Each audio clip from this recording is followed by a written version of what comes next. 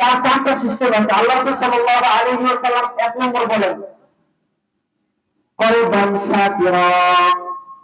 আল্লাহ রাসূল সাল্লাল্লাহু আলাইহি ওয়াসাল্লাম বলেন আল্লাহ তাআলা যদি দুনিয়াতে কোন ব্যক্তিকে কোন পুরুষকে চারটা জিনিস দান করে দুনিয়াতে মনে রাখবেন দুনিয়া এবং পরকালে মানুষটা জান্নাতে চলে যাবে। এক নাম্বার কলবান শাকিরা, এমন একটা কলব, এমন একটা অন্তর যে কলব সবসময় আল্লাহ তাআলার শুকরিয়া আদায় করে।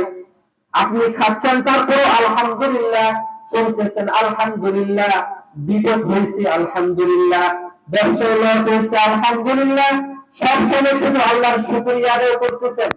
আপনি কোথাও গেছেন একটু কম খাইছেন তাও আলহামদুলিল্লাহ, হাঁটতেছেন আলহামদুলিল্লাহ, আপনাকে আল্লাহ তাআলা গরীব বানাইছেন তাও আলহামদুলিল্লাহ, সব সময় আল্লাহ তাআলার শুকরিয়া আদায় করতেছেন।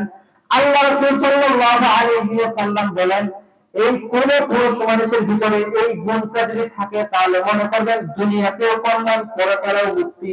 সুবহানাল্লাহ।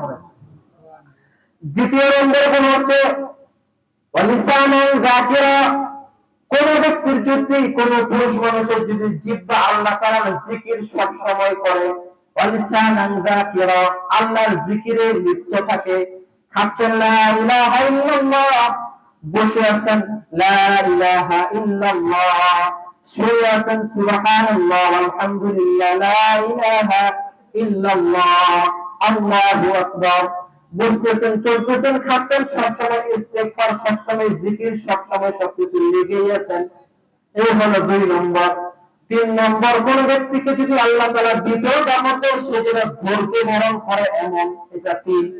চার নম্বর এমন একটা স্ত্রী কোন পুরুষ মানুষকে যদি দেয় সে নিজের সম্পদে হেফাজত করবে, তার স্বামীর সম্পদে হেফাজত করবে। এইরকম কোন ব্যক্তিকে যদি আল্লাহ তাআলা চারটা নিয়ামত দান করে মনে করবেন দুনিয়াতেও ব্যক্তিটা কল্যাণ, পরকালেও মৃত্যুর পরে মুক্তি। সুবহানাল্লাহ।